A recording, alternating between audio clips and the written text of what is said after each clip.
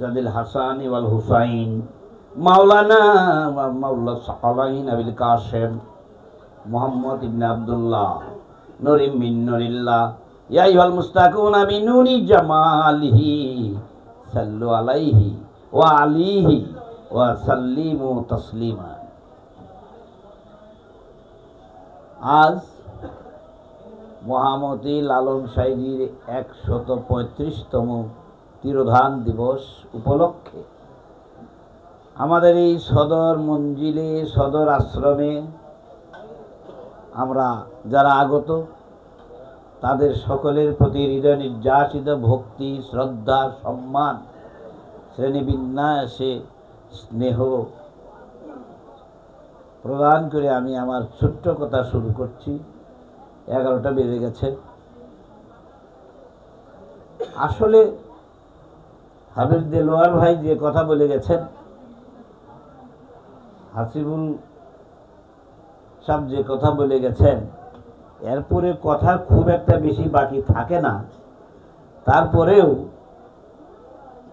আমি শুধুমাত্র কয়েকটা কথা এই জন্যই আমি বলবো, বাবা আমাদেরকে বলেছিলেন,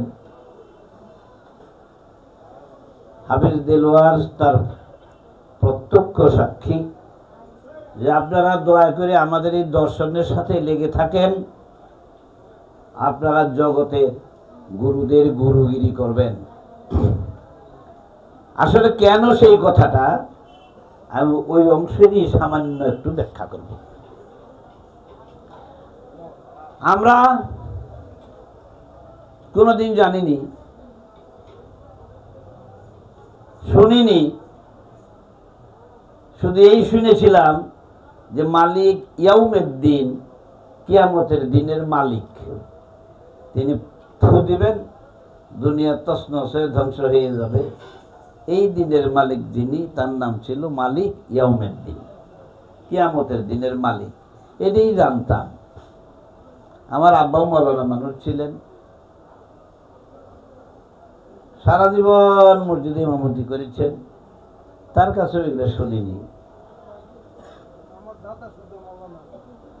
সদরুদ্দিন আহমদ চিশতি কেবলাদানের কাছে যাওয়ার পরে মালিক ইয়াউমের দিন ওই আগের ধান্দা আর ধারণা মাথা থেকে খসে গেল। তিনি কি বললেন, যে মালিক মানে রাজা, ইয়াউম একটা সময়, ইনডেফিনিট টাইম, দিন হলো ধর্ম।